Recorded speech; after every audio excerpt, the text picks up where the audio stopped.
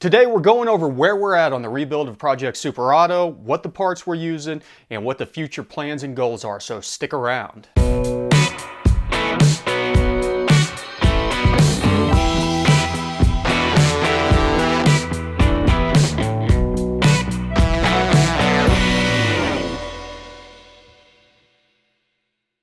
What is going on, everybody? Welcome back to the garage, and as always, I like to start out by thanking all the new subscribers out there, everybody who's taken the time to like, comment, and just enjoy the content. Thank you so much. You guys are the driving force that is the Goat Rope Garage. Couldn't do it without you guys.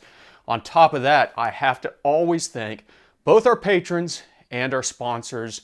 You guys are the best out there. Thank you very much, all of you patrons. If you're interested in the Patreon, check it out at goatropegarage.com. So where you can go and get some tuning assistance. We've got a tier on there where you can email questions, tunes, logs, things like that. We'll go over them, try and figure out what's going on. And then, as I said, thanks to our sponsors, Nitrous Express, Snow Performance, and ADM Performance. You guys have been the greatest, and thanks for your continued support throughout this process. Speaking of this process, here is the block out of the Silverado torn down. And what did we find? Well, we did a video on the breakdown, saw that we had some blown ringlands on all the odd cylinders. Going through, getting down into the cylinders, running the hone through them, everything looks good. The cylinders seem to have survived. There might be one cylinder that's got just a tiny bit of scoring on it, but I don't think it's going to be an issue. I hit it a couple more times with the hone. Everything's been looking good there. So we're going to go ahead and stick with the factory crank on there. And there's guys running these things out over 900, 1,000 horsepower, so it shouldn't be an issue as far as that goes. But we are upgrading the pistons and the rods. For the rods, I went with K1 Technologies. Same stroke, we're not changing anything there. I looked at a whole bunch of different brands of rods and decided to settle on the K1s. They seem to have a pretty good reputation for the price point. Pistons, though, we did go with Diamond.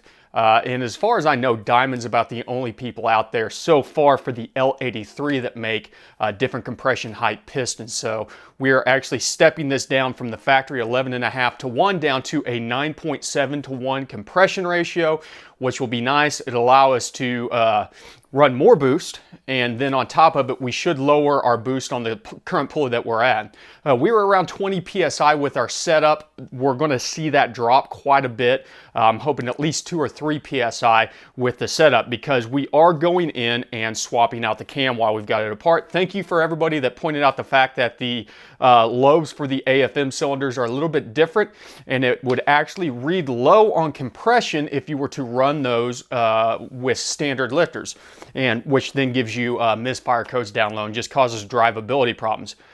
So after digging around and after a couple live shows and talking to you guys and your opinions on it, everybody seemed to be pretty hot on cam motion. So we're going to run a cam motion centrifugal supercharger cam in here, and it's around 630 lift, and the duration I want to say is 227 and 242 on the exhaust, something like that. I can put the specs for sure down below, but not crazy. It's pretty mild for the bigger motors. It'll be pretty aggressive for 5.3 though. So, but should give us a lot more breathing on the top end. And we're also going to go in with a set of Speed Engineering headers, and for now run catless. So we'll also be opening up the back end a little bit, hopefully move air through a little bit more efficiently on this setup. Well, since we're going in and doing the cam, we're of course going to go ahead and do all of the rest of the valve train. Big shout out to Zeth over at Dirt Floor Fabs for the Comp Cam's Trunnion upgrade kit. He sent me the tool to get all the bearings out last year sometime.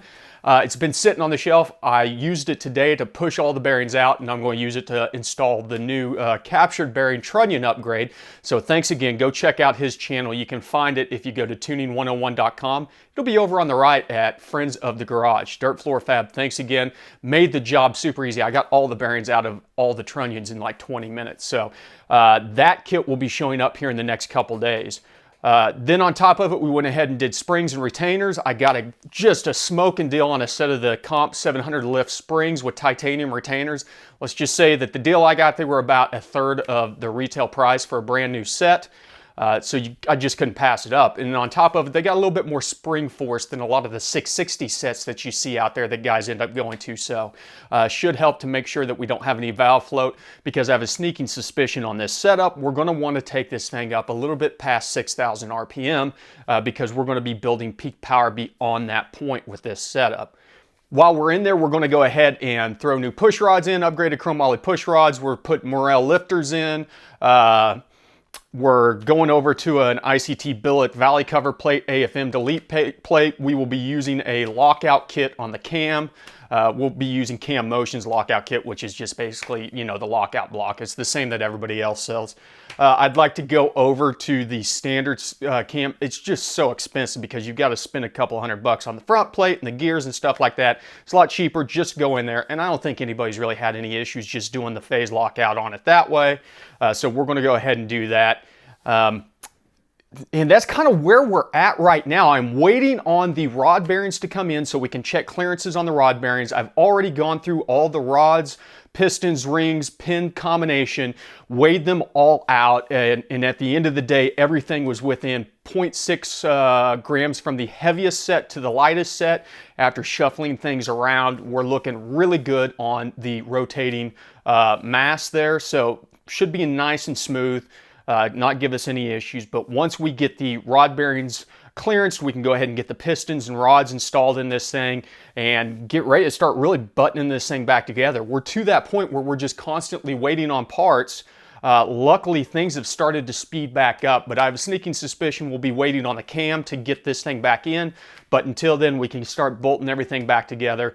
Still got to replace the rear main seal where I blew it out. You know, got to pull off the front drive pulleys, bouncer, all that stuff so I can get in on the cam. But at that point in time, you know, I'd like to at least have the rotating assembly ready to go. Get the top end in, or the headers with the lifters and stuff like that ready to go in. And that way, once I get the cam ready, I can just throw it all back together in the course of a couple hours and be ready to stuff this thing back in and go through a break-in cycle, clean cycle, break-in cycle, and we can get back to tuning.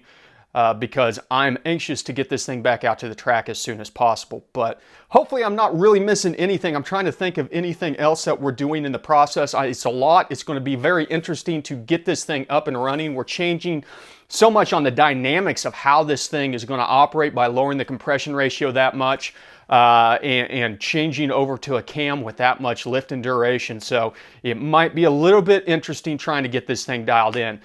So make sure, stick around. You don't want to miss the tuning process. We're going to go back over some of the math stuff, but before we even do that, we're just going to attack the cause of this, which was the volumetric efficiency table. We're going to make sure that we have a safe table in there. That way, whenever we get over to the math, if we get into a situation where we have that transient airflow or you know, the predictive airflow that causes it to wig out and go back to the VE table, it has a fueling strategy to fall back on that doesn't, you know, pull all the fuel out and send it to 36 degrees timing. So, oh, by the way, on top of it, on the ring gaps, we're going pretty big on these because we're shooting for over 20 PSI of boost. So I think the suggested was like bore times 0.003 or 3 thousandths, no, 8 thousandths, which came out to about 30 thousandths. So we're shooting for 30 thousandths on both the compression rings.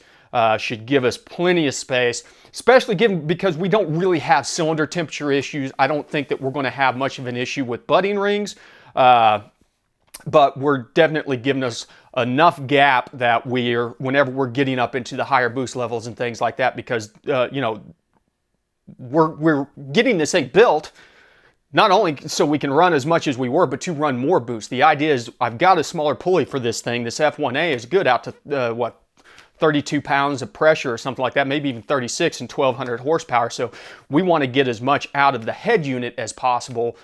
So that's why we're going through and building this block out, and then we're going to make some serious power on this. So as I said, stick around. There's plenty more to come. I just want to give you guys a quick update of where we're at because I haven't really done any videos since it blew up or you know, blew the ring lands out, but just want to get you up to date.